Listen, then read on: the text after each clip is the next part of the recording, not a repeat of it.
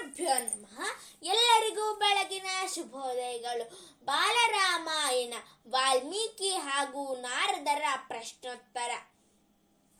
ತಪಸ್ವಾಧ್ಯಾಯ ನಿರತಂ ತಪಸ್ವಿ ವಾಗ್ವಿದಾಂವರಂ ನಾರದಂ ಪರಿಪಪ್ರಶ್ಚ ವಾಲ್ಮೀಕಿ ಮುನಿರ್ಪುಂಗವಂ ಕೋನಸ್ವಿಂ ಸಾಂಪ್ರತಂ ಲೋಕೆ ಗುಣವಾನ್ ಕಶ್ಚ ವೀರ್ಯವಾನ್ ಧರ್ಮಜ್ಞಶ್ಚ ಕೃತಜ್ಞಶ್ಚ ಸತ್ಯವಾಕ್ಯೋ ದೃಢವ್ರತಃ.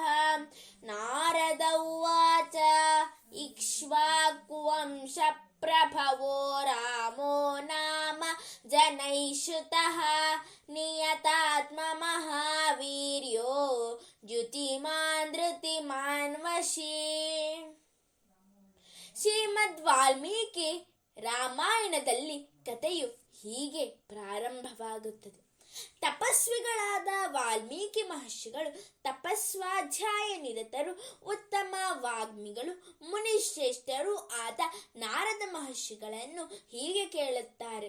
ಪೂಜ್ಯರಾದ ನಾರದರೇ, ಗುಣವಂತನು, ವೀರ್ಯವಂತನು, ಧರ್ಮಜ್ಞನು, ಕೃತಜ್ಞನು, ಸತ್ಯ ವಾಕ್ಯನು, ದೃಢವ್ರತನೂ ಆಗಿರುವಂತ ಯಾವನಾದರೂ ಒಬ್ಬ ಮಹಾತ್ಮನು ಈ ಲೋಕದಲ್ಲಿದ್ದಾನೆಯೇ?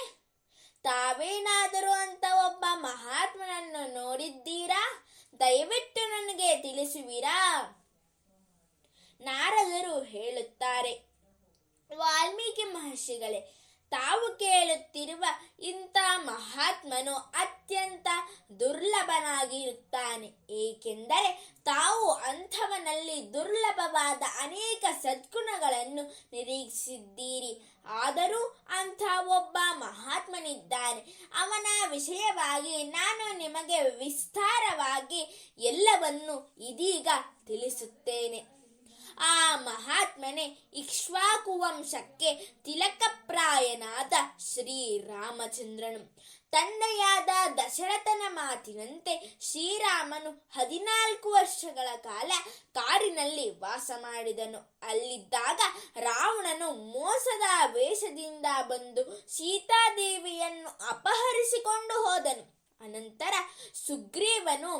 ಸುಗ್ರೀವನ ಸಹಾಯದಿಂದ ಶ್ರೀರಾಮನು ಸಮುದ್ರವನ್ನು ದಾಟಿಕೊಂಡು ಕಪಿಸೈನ್ಯ ಸಮೇತನಾಗಿ ಲಂಕಾನಗರಿಗೆ ಬಂದು ರಾವಣೇಶ್ವರನನ್ನು ಸಂಹರಿಸಿ ಅಲ್ಲಿಂದ ಅಯೋಧ್ಯೆಗೆ ವಾಪಸ್ಸು ಬಂದು ಪಟ್ಟಾಭಿಷಿಕ್ತನಾಗಿ ಧರ್ಮವನ್ನು ಸ್ಥಾಪಿಸಿ ಋಷಿಮುನಿಗಳಿಂದ ಪೂಜಿತನಾದನು.